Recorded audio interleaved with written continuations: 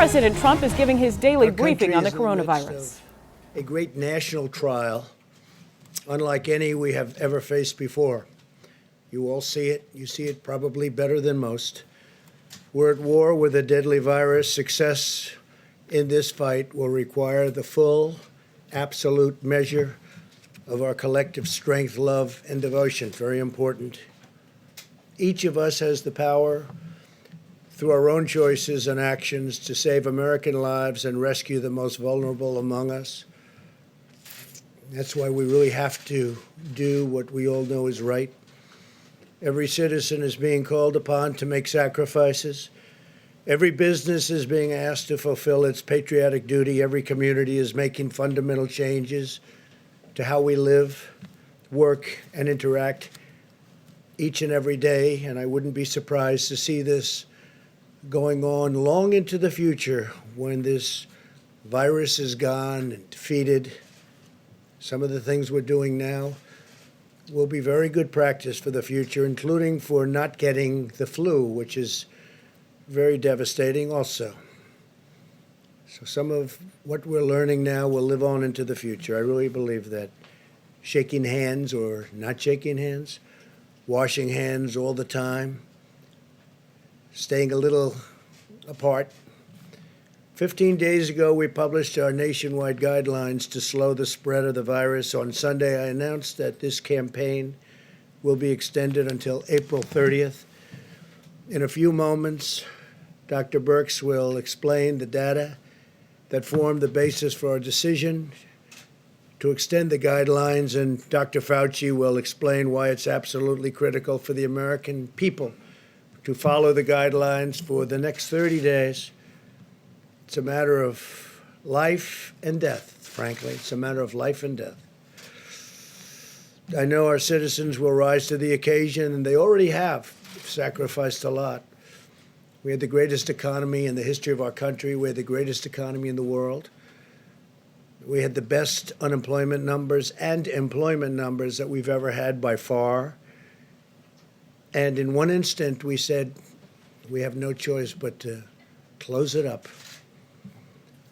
Just as Americans have always done, they will do a job like few have seen before, and they're proud to do it, and I see that. There's a great pride going on right now. Before we hear from our experts, we have a few other announcements today. The Treasury Department and Small Business Administration announced further details on the Paycheck Protection Program, which was made possible by the $2 trillion relief bill I signed into law last week. Nearly $350 billion in loans will soon be available through lending partners to help small businesses meet payroll and other expenses for up to 2 months. These loans will be forgiven as long as businesses keep paying their workers. This includes sole proprietors and independent contractors. Applications will be accepted starting this Friday, April 3rd. So on Friday, April 3rd, that's when it begins. Earlier today, I spoke with leading internet and phone providers who are doing a tremendous job of keeping our internet and lines of communication flowing under very strongly increased strain. The business is more than anybody's seen before because everyone's inside. They're all making calls. Among the leaders I spoke to were Hans Vestberg of Verizon Communications, Randall Stevenson of AT&T, Mike Sievert of T-Mobile, Thomas Rutledge of Charter Communications, Brian Roberts of Comcast, John Malone of Liberty Media, Dexter Goy of Altice, Michael Combs of Sprint, and Araya Borkoff of LionTree. Also, Pat Esser of Cox Communications and Jeffrey Story of CenturyLink. They're doing an incredible job.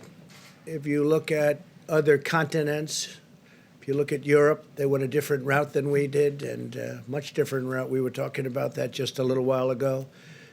And they're having tremendous problems. Other countries are having problems. Other continents are having problems. But with business at a level that nobody's seen it before.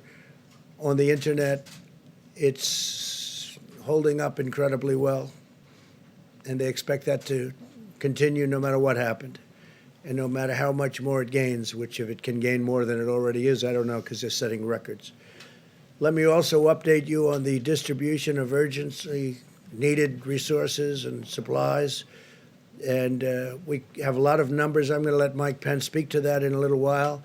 But we're giving massive amounts of medical equipment and supplies to the 50 states. We also are holding back quite a bit. We have almost 10,000 ventilators that we have ready to go. We have to hold them back because the surge is coming, and it's coming pretty strong. And we want to be able to immediately move it into place without going and taking it. So we're ready to go, and we've also distributed. I just spoke with Governor of Michigan, had a great conversation, and we sent a large number of ventilators to Michigan. We're sending them to Louisiana. We sent additional ventilators to New York, additional ventilators to New Jersey.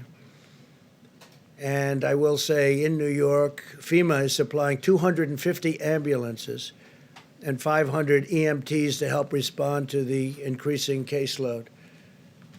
That's a lot of ambulances. In California, the Army Corps of Engineers is developing 8 facilities to expand hospital capacity up to 50,000 beds, 50,000. And had a great conversation last night with Gavin Newsom. He's doing a really good job. We're in constant communications. The USNS Mercy hospital ship is now operational. It's in Los Angeles and receiving patients. And in New York, as you know, the Comfort, everybody watched that. It's in place and will be in a very short while receiving large numbers of patients, over 1,000 rooms and 12 operating rooms.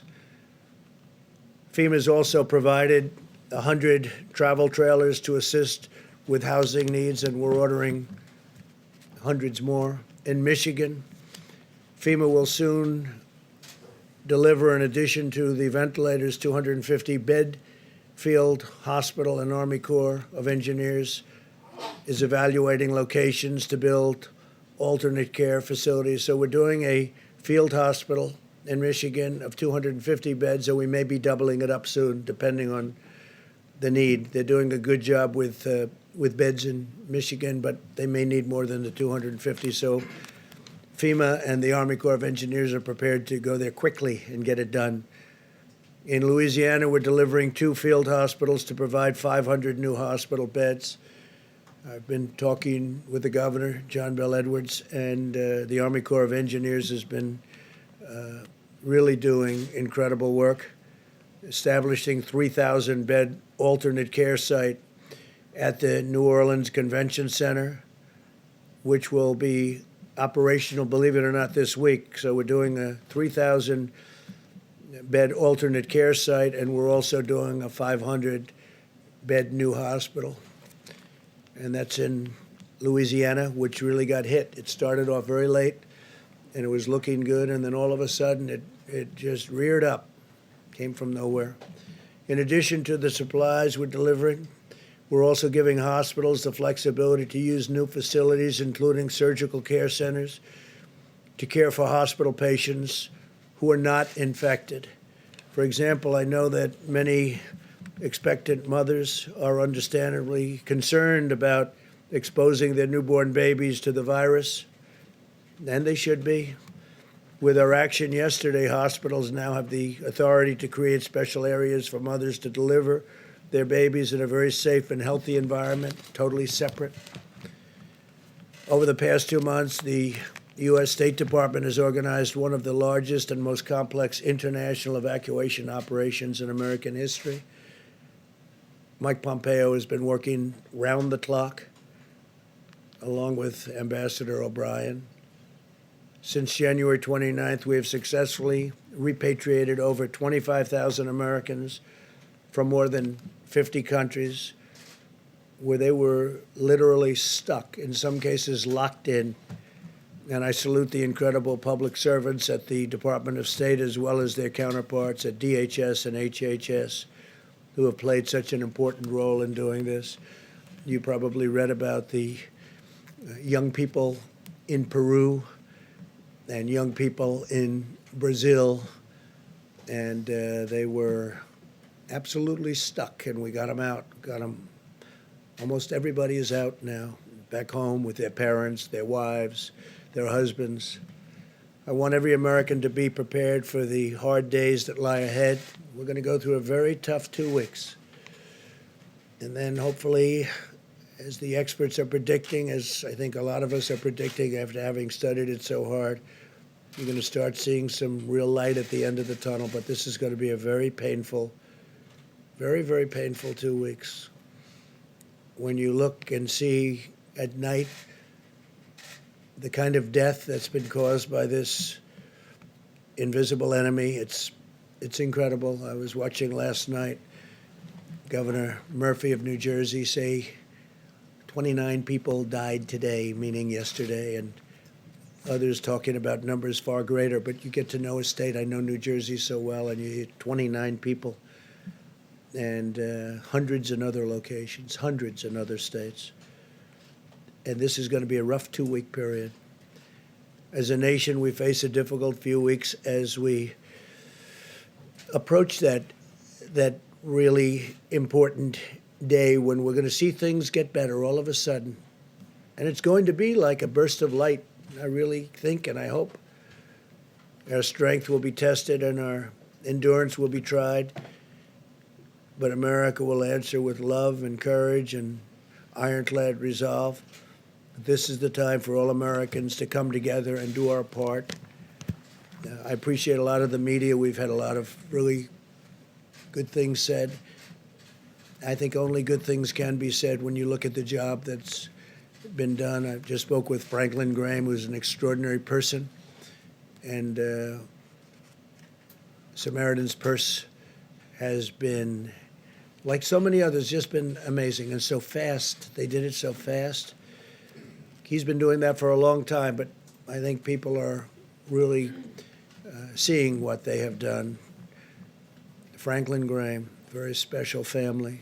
As we send plane loads of masks and gloves and supplies to the communities battling the plague, and that's what it is. This is a plague. We also send our prayers. We pray for the doctors and the nurses, for the paramedics and the truck drivers and the police officers and the sanitation workers, and above all, the people fighting for their lives in New York and all across our land. I watched as doctors and nurses went into a certain hospital in Elmhurst this morning. I know Elmhurst, Queens. I grew up right next to it. I know the hospital very well. Been seeing it all my life, my young life. And I will tell you that to see the scenes of trailers out there and what they're doing with those trailers, they're freezers, and nobody can even believe it. And I spoke to some of my friends. They can't believe what they're seeing. And I watched the doctors and the nurses walking into that hospital this morning. It's like military people going into battle, going into war. The bravery is incredible, and I just have to take my hat. I would take my hat. If I were wearing a hat, I'd rip that hat off so fast, and I would say you people are just incredible. They really are. They're very brave. They're going in, and they don't know. You have lots of things flying around in the air. You don't know what you're touching. Is it safe? And you also see where you have friends that go into the hospital and you say, how is he doing 2 days later? And they say, sir, he's unconscious or he's in a coma. So things are happening that we've never seen before in this country. And with all of that being said, the country's come together like I've never seen it before. And we will prevail, we will win, and hopefully it will be in a relatively short period of time. With that, I'd like to ask Dr. Birx to come up, and show you some of the latest, just the data that has been, I think, brilliantly put together. And right after that, I'm going to ask Dr. Fauci to speak. And Mike Pence is going to give you some of the recent events that have taken place and some of the statistics that we have that I think will be very interesting here. Thank you very much. Please, Dr. Thank you, Mr. President. If I can have the first slide, please. So always, and that's what this slide is labeled, is goals of community mitigation, really highlighting that this begins in the middle and the end with community. It is community and the community of the American people that are going to have to do the things for the next 30 days to make a difference. I think you know from that large blue mountain that you can see behind me, and I just want to thank the 5 or 6 international and domestic modelers from Harvard, from Columbia, from Northeastern, from Imperial, who helped us tremendously. It was their models that created the ability to see what these mitigations could do, how steeply President Donald Trump and members of his coronavirus task force giving an update. The White House formally really had issued statewide coronavirus guidelines. They are going to now go through April 30th. Right now showing you some of the data that they have compiled to let them see that we're going to need to do this for a little while longer. So the president and his task force expected to tell people just what else they're going to need to do over the next 30 days.